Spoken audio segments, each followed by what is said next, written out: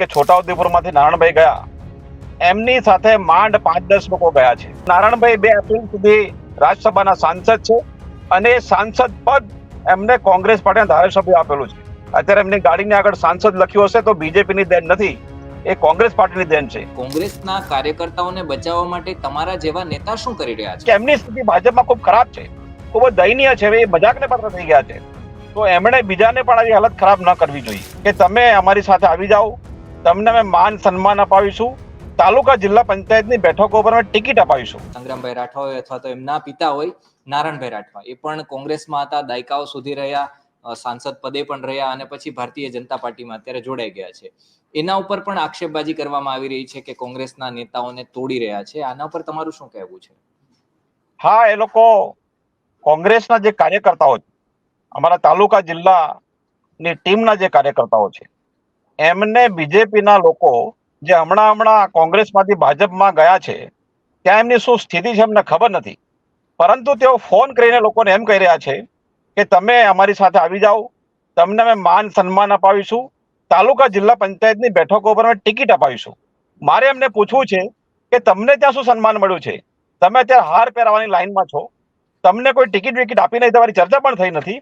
તો તમારી આ સ્થિતિમાં તમે બાકીના જે કાર્યકર્તાઓ છે, જે સિદ્ધાંતને વળેલા છે, જે કોંગ્રેસ પાર્ટીના સિદ્ધાંતને માને છે, રાહુલ ગાંધીની ન્યાયની જે વાત છે એની સાથે મજબૂતીથી કોંગ્રેસ પાર્ટી સાથે છે, એમને તમે લલચાવી રહ્યા છો, બિલકુલ ખોટું કહી રહ્યા છો. આ એમણે નહીં કરવું જોઈએ, કારણ કે એમની સ્થિતિ ભાજપમાં ખૂબ ખરાબ છે, ખૂબ જ દયનીય છે, એ મજાકને પાત્ર થઈ ગયા છે. તો એમણે બીજાને પણ આવી હાલત ખરાબ ન કરવી જોઈએ.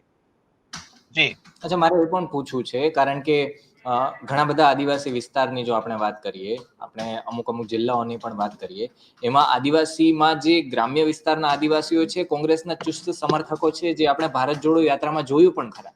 પણ નેતાઓ જે બદલી રહ્યા છે, પક્ષો બદલી રહ્યા છે, એમાં નેતાઓ પ્રેશર કરે છે પોતાના કાર્યકર્તાઓને અથવા તો જે બીજા લોકો છે એમને કે તમે ભારતીય જનતા પાર્ટીમાં જોડાઈ જાઓ. આ બધું થઈ રહ્યું છે, પણ કોંગ્રેસના કાર્યકર્તાઓને બચાવવા માટે તમારા જેવા નેતા શું કરી રહ્યા છે? તો દેખો, કોંગ્રેસ પાર્ટીમાંથી જે નેતાઓ જાય છે, દાખલા તરીકે છોટાઉદેપુરમાંથી નારાયણભાઈ ગયા એમની સાથે માંડ 5-10 લોકો ગયા છે, એ સિવાય કોઈ પણ કાર્યકર્તા ગયા નથી.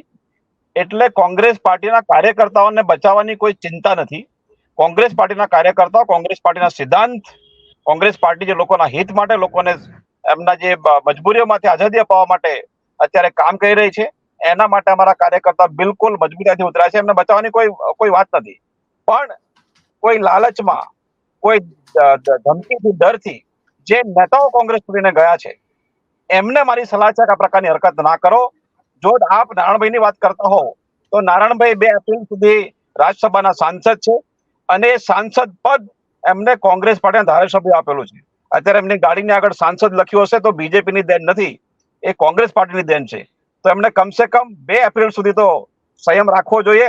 અને મારી સલાહ છે એવા નેતાઓને કે તમે અમારી પાર્ટીમાં રહીને સાંસદ હતા તો 6 વર્ષના તમે સાંસદના જે ફંડ છે, એ ફંડ ક્યાં વાપર્યા છે એનો હિસાબ તો આપતા જાઓ કે તમે ક્યાં ખર્ચ કર્યા છે. અમને તો એ પણ ખબર નથી, અમે તમારા ભરોસે હતા કે તમે સારું કરતા હશો. તો મારી એમને વિનંતી છે, હજી પણ તમે સાંસદ છો એ કોંગ્રેસની મહેરબાનીથી છો, અને કોંગ્રેસના સાંસદ હોવા નાતે તમને જે 6 વર્ષનું તમારું દર વર્ષનું 5 કરોડનું જે ફંડ હતું એ તમે ક્યાં વાપર્યું છે એનો હિસાબ કોંગ્રેસ પાર્ટીના કાર્યકર્તાઓને અને છોટાઉદેપુરની જનતાને, ગુજરાતની જનતાને આપતા જાઓ.